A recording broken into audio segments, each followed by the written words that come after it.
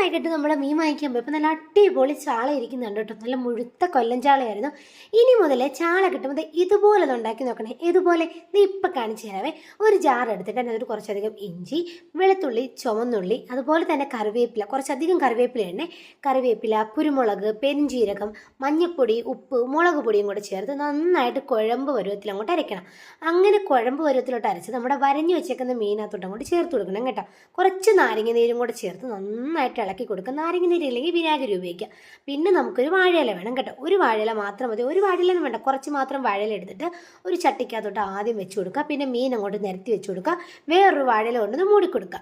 എന്നിട്ട് ഗ്യാസ് കത്തിച്ചിട്ട് നമുക്ക് ഒരു പാത്രത്തിൽ കുറച്ച് വെള്ളം വെച്ച് അതിൻ്റെ മണ്ടേ വെയിറ്റ് വെച്ച് കൊടുക്കണം. അപ്പോഴത്തേക്ക് ഒരു സൈഡ് വേവും. ഒരു സൈഡ് വെന്തുമ്പോൾ നല്ലൊരു മണം വരും കേട്ടോ. ഇല കരിയാതെ നോക്കണേ. തീ വളരെ കുറച്ചിട്ടാൽ മതി. അങ്ങനെ ഒരു സൈഡ് മൂത്ത് കഴിയുമ്പോൾ ഒരു സൈഡ് വെന്ത് കഴിയുമ്പോൾ നമുക്ക് തിരിച്ചിട്ട് കൊടുക്കാം. വളരെ എളുപ്പമാണ് കേട്ടോ.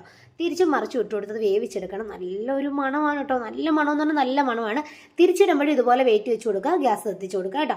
എന്നിട്ട് കുറച്ച് മാത്രം എണ്ണയിൽ വേണമെന്നുണ്ടെങ്കിൽ മാത്രം ഒന്ന് വറുത്തെടുക്കണം കേട്ടോ. ഈ ഒരു ഇലക്കകത്തുണ്ടല്ലോ ചീനിയോ ചോറോ ചൂട് ചോറോ എന്തെങ്കിലും ഇട്ട് കഴിക്കാൻ വേണ്ടി നല്ലതാണ് കേട്ടോ. ഇതുപോലെ കുഴച്ച് കഴിക്കണം. ഞാനാണെങ്കിൽ രാവിലത്തെ ചേന കുറച്ചിരിപ്പുണ്ടായിരുന്നു കേട്ടോ.